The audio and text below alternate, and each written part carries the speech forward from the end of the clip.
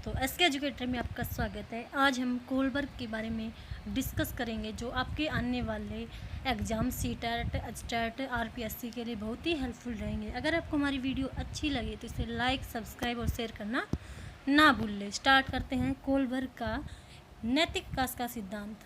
किसका सिद्धांत है? नैतिक विकास का सिद्धांत।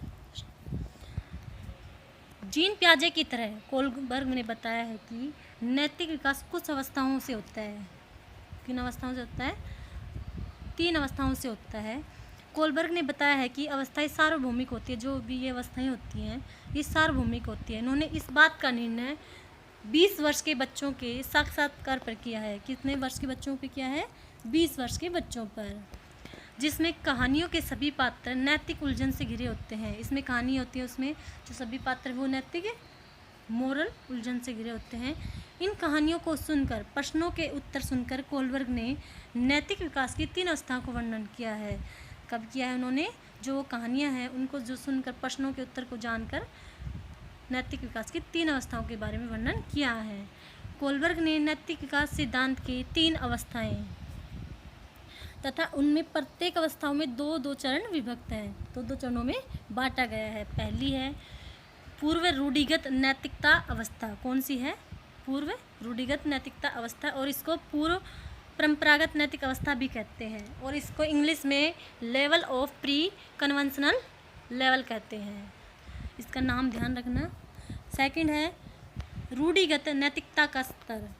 रूढ़िगत नैतिकता का स्तर, इसे परंपरागत नैतिक अवस्था भी बोलते हैं, और इंग्लिश में इसे लेवल ऑफ कन्वेंशनल मोरलिटी बोलते हैं। थर्ड है उत्तर रूढ़िगत नैतिकता का स्तर, गैर परंपरागत नैतिक अवस्था या level of post conventional morality. इन तीनों के ये जो नाम हैं इनके इंग्लिश और हिंदी में अच्छे से याद रखना। ऐसे पूछ लेते हैं कि रूढ़िगत नैतिकता के स्तर का दूसरा नाम क्या है? तो क्या है? परंपरागत नैतिकता नैतिक अवस्था। अब स्टार्ट करते हैं पूर्व रूढ़िगत नैतिकता अवस्था के बारे में। पूर्व परंपरागत नैतिक अवस्था, यह अवस्था 4 से 10 वर्ष तक बीच मानी जाती है। कितने वर्ष के बीच मानी जाती है? 4 से 10 वर्ष के बीच। और यह नैतिक चिंतन का सबसे निचला स्तर होता है। जो नैतिक चिंतन होता है इसमें ये सबसे जो स्टार्टिंग लेवल है वो होता है। 4 से 10 वर्ष के बीच मानी जाती है। कितने वर्ष के बीच मानी जाती है? 4 से 10 वर्ष के बीच। यह नैतिक चिंतन का सबसे निचला स्तर होता है। ये जो नैतिक चिंतन होता है वो स्टार्टिंग लेवल होता है, और इस अवस्था में बाहर से मिलने वाले पुरस्कार तथा दंड क्या सही है क्या गलत पर आधारित होती है। कि सही बात पर जो उस पर पुरस्कार और जो गलत बात पर दंड दिया जाता है। इस अवस्था के 2 चरण हैं। कौन से हैं? नंबर 1 दंड तथा आज्ञा पालन अभिमुखता। दंड के बारे में, यह बाहरी सत्ता पर आधारित होता है। कौन सी सत्ता पर? बाहरी सत्ता पर। इस चरण में नैतिक सोच सजा में बंधी होती है। कि नैतिक सोच सजा में, सोच में बंधी होती है। जैसे कोई गलत कार्य करने पर उसे दंड दिया जाता है, और कोई सही करता है तो उसे इनाम दिया जाता है। जैसे बड़ों की बात माननी चाहिए, नहीं तो वे हमें दंडित करेंगे। सेकंड पॉइंट है आत्म अभिरुचि तथा प्रतिफल अभिमुखता। कौन सा है? आत्म अभिरुचि और प्रतिफल अभिमुखता। इस चरण के अंतर्गत व्यक्ति के केंद्रित तथा एक दूसरे का हित साधने का चिंतन होता है। किसका? एक दूसरे की भलाई करने का साधन होता है, कि उसकी हेल्प करना, उसके बदले में उसकी हेल्प करना। इस चरण में वही बात सही है जिसमें बराबरी का लेन देन हो, कि बराबर वो उससे कोई चीज़ ले वो उससे वापस दे दे। जैसे हम दूसरों की इच्छा को पूरी कर दे तो दूसरा भी हमारी इच्छा को पूरी कर देगा। आत्म अभिरुचि ये इच्छा के ऊपर डिपेंड है। नेक्स्ट पॉइंट रूढ़िगत नैतिकता का स्तर या परंपरागत नैतिक अवस्था। जो रूढ़िगत नैतिकता का स्तर यह अवस्था है, यह 10 से 13 वर्ष के बीच मानी जाती है। कितने मानी जाती है? 10 से 13 वर्ष के बीच। और इस अवस्था में लोग एक पूर्व आधारित सोच में चीज़ों को देखते हैं। पूर्व आधारित सोच में चीज़ों को देखते हैं। जैसे बच्चों का व्यवहार उनके माता पिता या बड़े के समान ही होता है। जो बच्चों का व्यवहार है, जैसे उसके माता पिता करेंगे, बच्चे का असर उसके ऊपर पड़ता जाता है। जो बच्चा देखता है वही करता है। अर्थात उनके माता पिता रहे होंगे वैसे ही मिलते जुलते गुण उनके बच्चों के भी होंगे। सही, वो ये पॉइंट है। इस अवस्था के भी 2 चरण हैं। कौन कौन से 2 चरण हैं? अच्छा लड़का या अच्छी लड़की, अच्छा लड़का या अच्छी लड़की के बारे में अच्छे आपसी व्यवहार एवं नैतिक विकास पर आधारित होता है। जो अच्छा ये है, ये नैतिक विकास पर आधारित। इस अवस्था में लोग विश्वास, दूसरों का ख्याल रखना, दूसरों से निष्पक्ष व्यवहार को अपनी नैतिक व्यवहार का आधार मानते हैं। जैसे बालक अपने माता पिता की नज़रों में एक अच्छा लड़का बनने की कोशिश करता है, लड़कियां भी अपने माता पिता की नज़रों में एक अच्छी लड़की बनने की कोशिश करते हैं। वो निष्पक्ष व्यवहार से अपने नैतिक व्यवहार का आधार मानते हैं। नेक्स्ट पॉइंट है इसका, अधिकार संरक्षण अभिमुखता। अधिकार संरक्षण अभिमुखता सामाजिक व्यवस्था बनाए रखने पर आधारित होता है। यह लोगों में नैतिक निर्णय, आदेश तथा कर्तव्यों पर भी आधारित होता है। किस पे होता है? कर्तव्यों पर भी आधारित होता है। जैसे इसमें किशोर का सोचना होता है कि समाज अच्छे से चले, इसलिए सबको समाज के दायरे में रहना चाहिए। नेक्स्ट पॉइंट है, उत्तर रूढ़िगत नैतिकता का स्तर या गैर परंपरागत नैतिक अवस्था। यह अवस्था 13 वर्ष के ऊपर मानी गई है। कितने वर्ष से? 13 वर्ष के ऊपर मानी गई है। और यह अवस्था सामाजिक अनुबंधन, उपयोगिता और व्यक्तिगत अधिकारों पर आधारित होते हैं। किस पर? सामाजिक अनुबंधन पर। इस अवस्था के 2 चरण हैं। नंबर 1 सामाजिक अनुबंध अभिमुखता।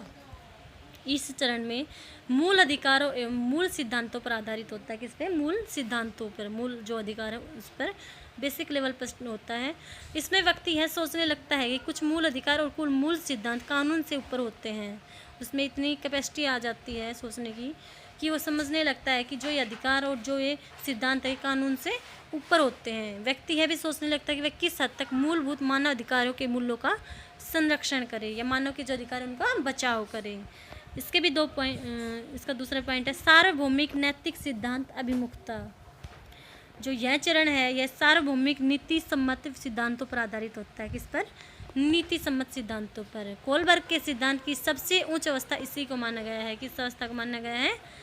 जो उत्तर परंपरागत अवस्था है, जो उत्तर रूढ़िगत नैतिकता का स्तर है, इसे ही सबसे ऊंचा स्तर माना गया है। इस अवस्था में जब कोई कानून या अंतरात्मा के द्वंद्व में फंस जाता है, जब व्यक्ति यह तर्क कर लेता है कि अंतरात्मा की आवाज़ के साथ चलना चाहिए या कानून के साथ, बाद में व्यक्ति अपनी अंतरात्मा को महत्व देता है तथा उस काम को अपने अनुसार करता है, चाहे वह निर्णय जोखिम। जो मेन पॉइंट है उसको हम एक बार रिवाइज करवा देते हैं। कोलबर्ग ने कौन से विकास का सिद्धांत दिया था? नैतिक विकास का सिद्धांत। कोलबर्ग ने मोरल डेवलपमेंट थ्योरी दी थी। नेक्स्ट है, कोलबर्ग ने 3 अवस्थाओं को बांटा था। कितनी अवस्थाओं को? 3। पूर्व रूढ़िगत अवस्था, रूढ़िगत नैतिकता का स्तर, उत्तर रूढ़िगत नैतिकता का स्तर। इसमें इनके जो उपनाम भी हैं, जैसे पूर्व रूढ़िगत नैतिक अवस्था है, इसमें तो पूर्व परंपरागत पूर्व आ रहा है तो ये सेम हो गया। और इसको level of pre conventional level बोलते हैं। प्री मतलब पहले, पूर्व वही होता है। रूढ़िगत नैतिकता का स्तर, रूढ़िगत नैतिकता का स्तर या परंपरागत नैतिक अवस्था होती है और इसको लेवल ऑफ कन्वेंशनल मोरलिटी भी बोलते हैं। नेक्स्ट है उत्तर रूढ़िगत नैतिकता का स्तर। उत्तर रूढ़िगत होती है जो गैर परंपरागत नैतिक अवस्था होती है, जो level of post conventional morality. अब इसमें जो पूर्व रूढ़िगत नैतिकता अवस्था है यह 4 से 10 वर्ष तक मानी गई है। इसके 2 बताए पार्ट हैं। यह अवस्था जो 4 से 10 वर्ष तक मानी गई है, इसके 2 पार्ट है, दंड तथा आज्ञापालन अभिमुखता और आत्म अभिरुचि तथा प्रतिफल अभिमुखता है। इसमें दंड के बारे में बताया गया है कि अच्छा काम करने से फल मिलता है, दंड जो बुरा करता है उसे दंड मिलता है, और जो आत्म की जो इच्छा है, जो हमारी इच्छाओं को दूसरे पूरा करता है तो हम भी उसकी इच्छाओं को पूरा करते हैं। दूसरा पॉइंट है रूढ़िगत नैतिकता का स्तर। रूढ़िगत नैतिकता का स्तर या परंपरागत नैतिक अवस्था, यह जो अवस्था है 10 से 13 वर्ष तक मानी गई है। इसके भी 2 चरण हैं। कौन कौन से? अधिकार संरक्षण अभिमुखता, अच्छा लड़का या अच्छी लड़की होना। इसमें अधिकार के संरक्षण के बारे में बताया गया है कि कैसे हम उसको बचा सकते हैं, और लड़की या लड़का जो कैसे अपने माता पिता की नज़रों में अच्छा बनने की कोशिश करता है। नेक्स्ट पॉइंट है उत्तर रूढ़िगत नैतिकता का स्तर या गैर परंपरागत नैतिक अवस्था। यह अवस्था जो 13 वर्ष से ऊपर मानी गई है। इसके भी 2 चरण हैं। इसमें सामाजिक अनुबंधन अभिमुखता और सार्वभौमिक नैतिक सिद्धांत अभिमुखता के बारे में बताया गया है कि जो व्यक्ति है, एक व्यक्ति अपने बच्चों की जान बचाने के लिए जैसे दवा की चोरी करता है तो वह देखा जाएगा जीवन बचाना महत्वपूर्ण है या चोरी करना, इस तरह का एक एग्जाम्पल है। और ऐसे ही एक दूसरा भी है सार्वभौमिक नैतिक विकास सिद्धांत। इसमें भी बच्चे के अनुरूप व्यवहार करना सही है। जैसे बच्चे देखते हैं वैसा ही व्यवहार करते हैं, इसलिए हमें उनके सामने अच्छा व्यवहार करना चाहिए।